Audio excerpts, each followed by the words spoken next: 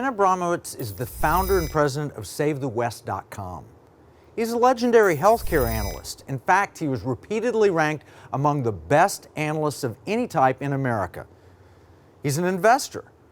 And Ken became determined to use his extensive knowledge of economic and cultural matters to create a website that would help arm lay Westerners with the knowledge, confidence, and resources to help preserve our liberty. I've known him for a while. In fact, he's been a supporter of the NSIC Institute. He came in and gave one of his famous Save the West talks for us. Through the years, he's also donated to a broad array of pro-freedom and think tanks and activist groups, and he's spoken before hundreds of audiences throughout the world. Welcome, Ken. Thank you very much. Great to be with you. Ken, you're a man after my heart. I mean, you built your career in financial services. You with Sanford Bernstein, Carlyle Group, and NGN. I worked with Templeton. You believe deeply in Western civilization and Judeo-Christian values. You're a true American patriot, and you fought for national security as well as our own personal liberties. And you believe in free market economics. So it's really great to have you and let your wisdom be shared with our audience. Happy to help. Happy to help. Now, you have a new book out. It's called The Multi-Front War, and you've got the website SaveTheWest.com. And you talk about not only the threats to America, but also the solutions. Can you tell us a little bit about the threats? Who are America's enemies?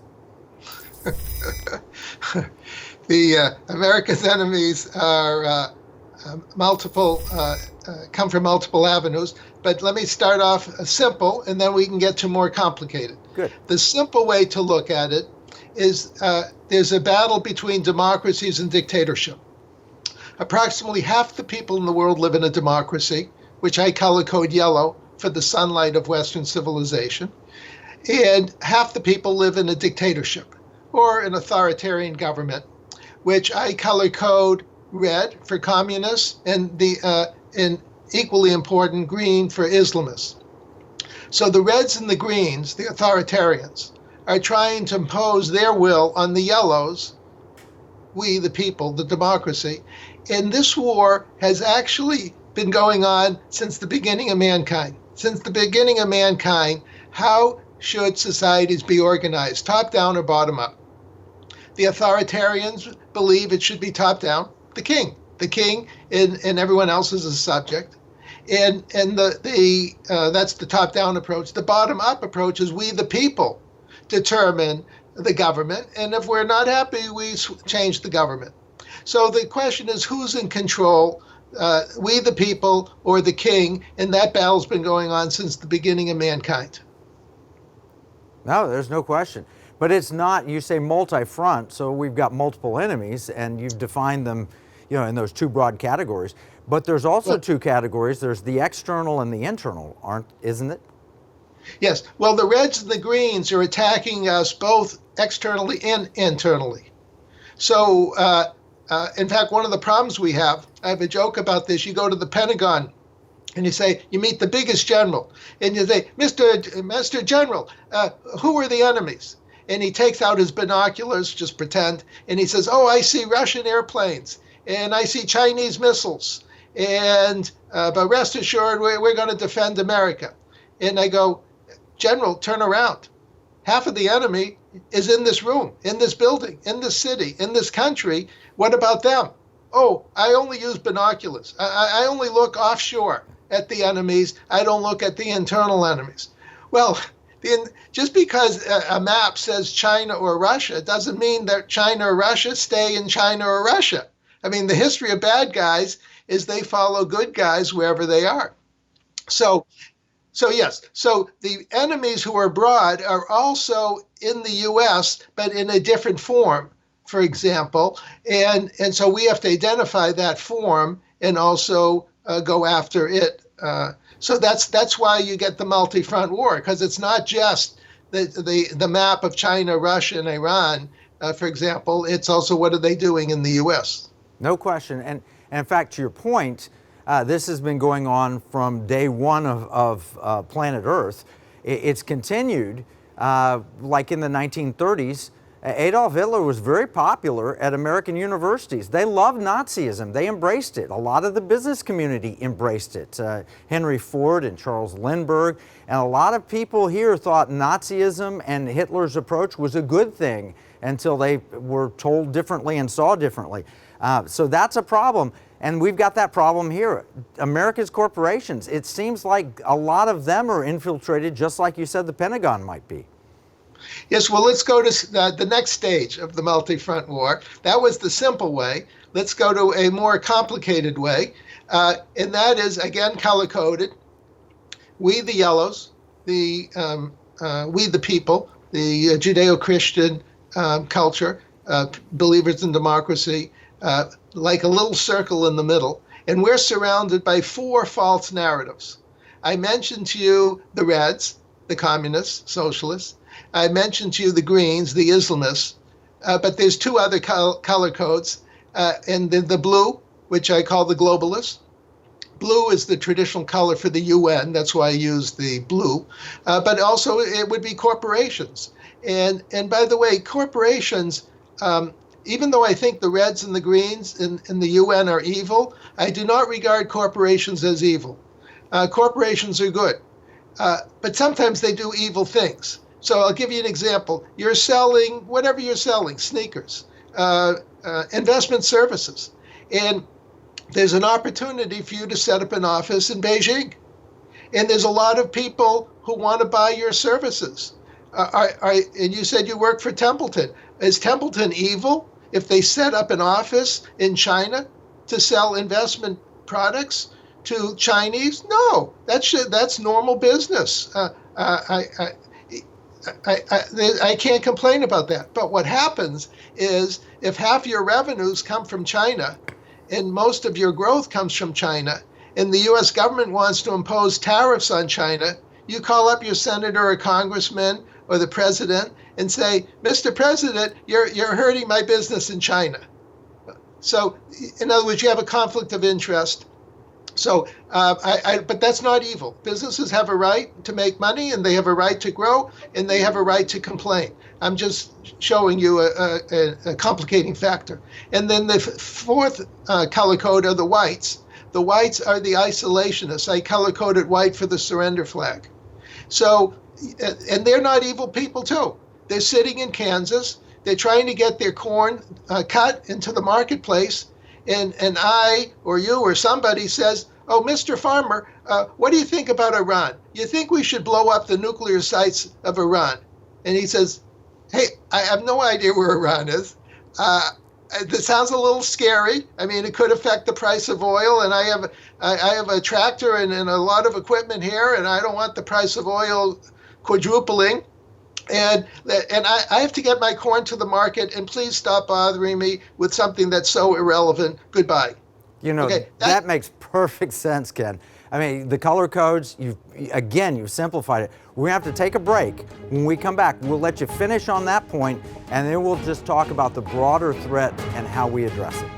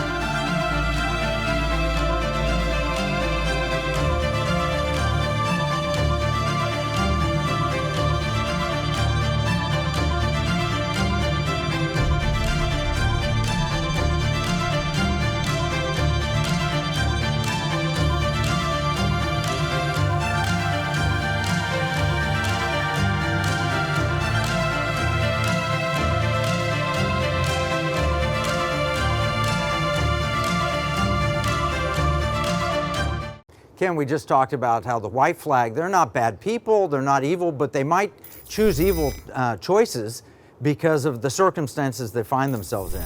Tell us more. Okay, fine. So let's go to the next stage, sort of the final stage of the multi-front war that I wanted to address. And so we started simple with the color code. Now let's make it a little more complicated.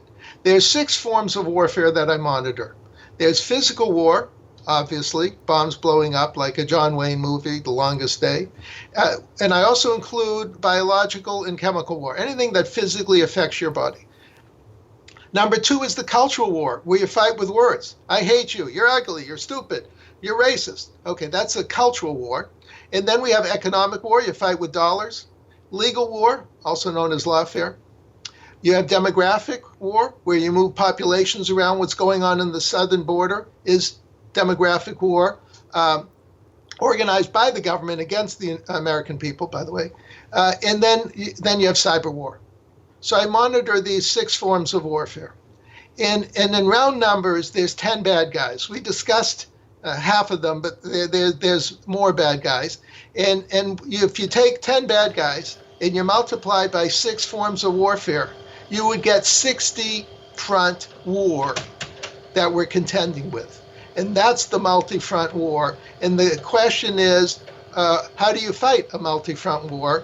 But first, the analysis, which we're into now, is how do you analyze a 60-front war?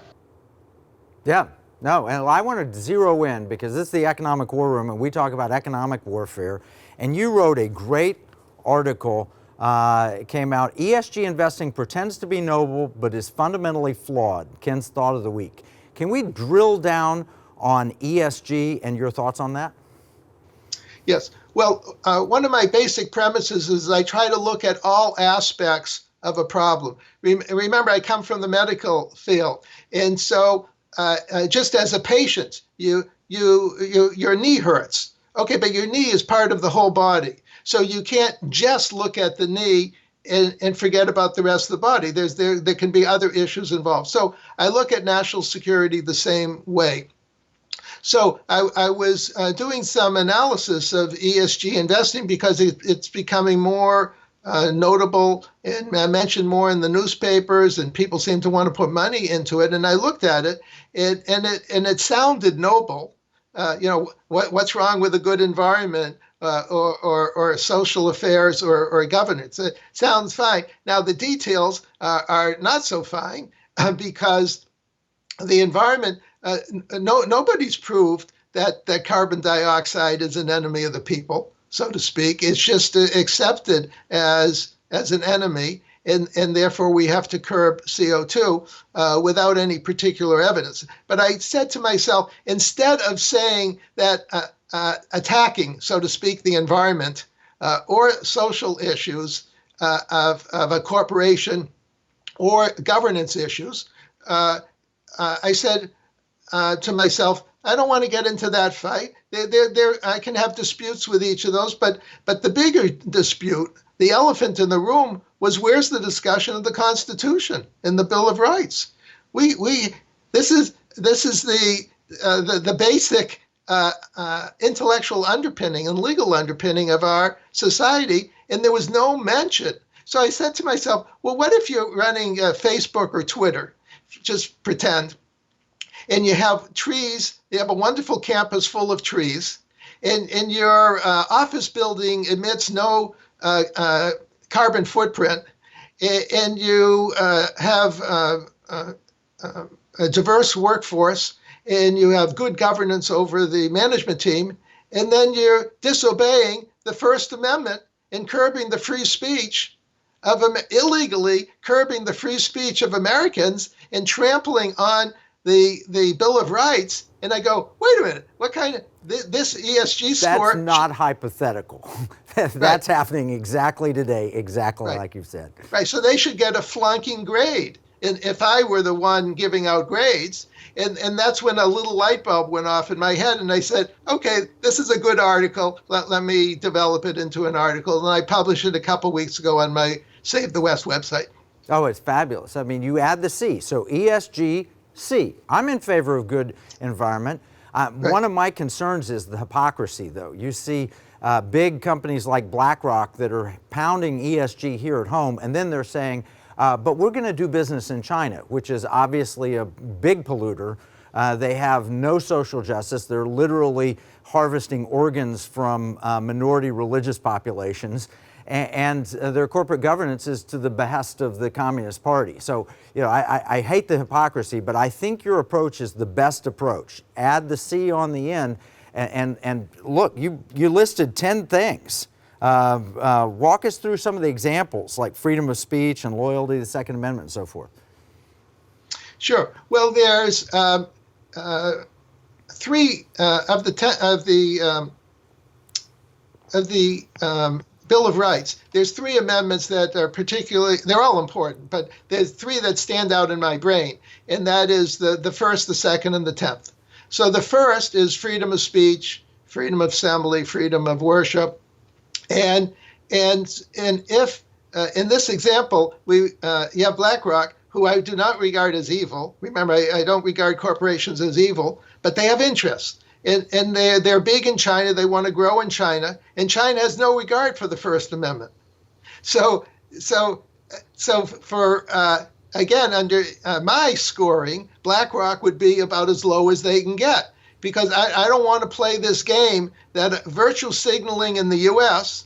and then I obey the illegal dictates of my hosts in China because it's good for my business. And so that's a good example of corporate hypocrisy. The Second Amendment, the right to bear arms. You have certain, everybody has a right for self-defense by definition. Hello?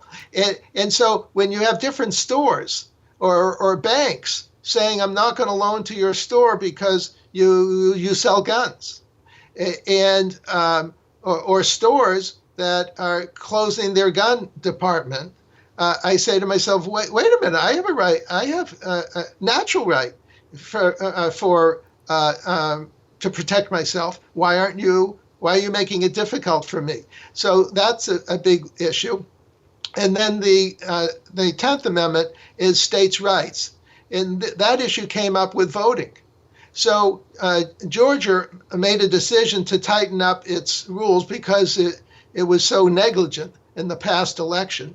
And so it tightened up some of its rules, and which a state has the right to do according to the Constitution. Right. And then several corporations said, no, states don't have a right. The federal government will determine right or wrong, and which is against the Constitution. And so I said to myself, that's an unconstitutional act by this company, obviously acting under the guidance of the illegal federal government.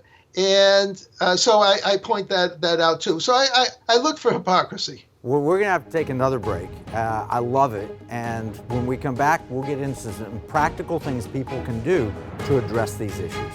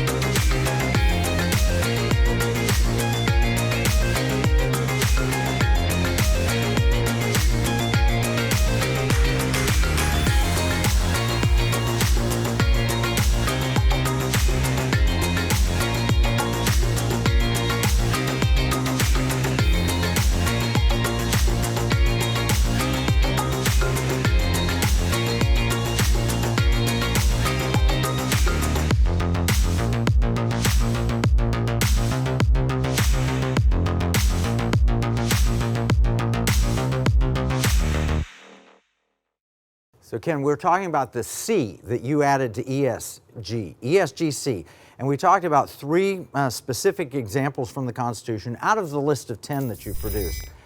If you applied those, how would that upend the current ESG ratings? I mean, we got Apple and Facebook, they get really high ratings. How would they score under your adding the C into it? Yeah, sure. Well, many of the highest rating companies would become the lowest rated companies if you added in the Constitution. And so you can see they're operating behind a smokescreen of virtue signaling, pretending that they're good, But if you just dig, you don't have to dig very far under the surface. You just dig a little under the surface, you find out that they're not so good. So, in fact, the FANG stocks, the ones that everybody loves, I think it's like a quarter of all the capitalization of the stock market. These companies would rank in the bottom because they are pretend to be good, but they're actually, I hate to say this, they're evil. And they're evil because they're attacking the Constitution. And I happen to believe in the Constitution. And I also believe from the Declaration of Independence in life, liberty, and pursuit of happiness. So anyone who objects to life, liberty, and pursuit of happiness, and anyone who objects to the Constitution, I regard as an enemy of the state.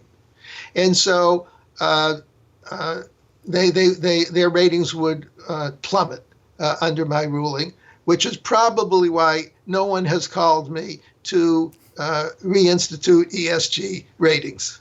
Yeah, oh, I get that, and I think you're brilliant to add the C. What we've done in the Economic War Room is we have a new category. Instead of ESG, we talk about LSV, liberty, security, and values. And I think all of the constitutional ideas are summed up in that. Personal liberty, economic liberty, security is national security, and Second Amendment personal security. And of course, values would be Western civilization, Judeo-Christian values. So I think we're completely aligned. I just like the way you added the C onto it.